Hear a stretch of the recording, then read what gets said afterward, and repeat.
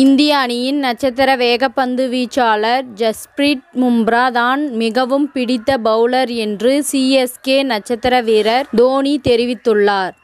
அதேபோல் பேட்ஸ்மேன்களில் பலரும் இந்திய அணிக்காக மிகச்சிறந்த ஆட்டத்தை வெளிப்படுத்தி ரன்களை சேர்த்து வருவதால் ஒருவரை தேர்வு செய்து கடினமாக இருப்பதாக கூறியுள்ளார். T20 உலகக்கோப்பை தொடரில் தொடர் நாயகன் விருதை வென்று அசத்தியவர் பும்ரா.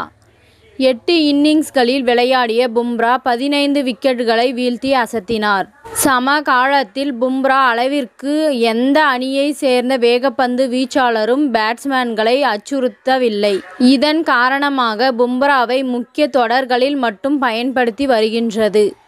இந்த நிலையில் சில நாட்களுக்கு முன் பும்ரா அளித்த பேட்டியில் இந்திய அணியின் முன்னாள் கேப்டன் தோனியின் கீழ் விளையாடும் போது பாதுகாப்பாக உணர்ந்தேன்.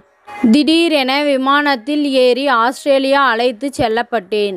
MS தோனியிடம் எப்படி பேசுவது என்றே தெரியாது. அவரை பொறுத்தவரை திட்டமிடலை கடந்து உள்ளுணர்வை அதிகமாக நம்புவார் என்று தெரிவித்தார்.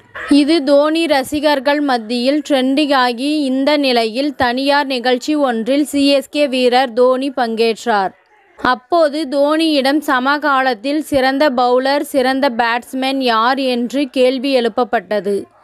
அதற்கு தோனி தற்போது பிடித்த பவுலர் என்றால் எல்லாரும் எளிதாக சொல்லிவிடுவார்கள். பும்ரா இருக்கும்போது தேர்வு செய்வது எளிய விஷயம். ஆனால் பிடித்த பேட்ஸ்மேனை எளிதாக தேர்வு செய்ய முடியாது.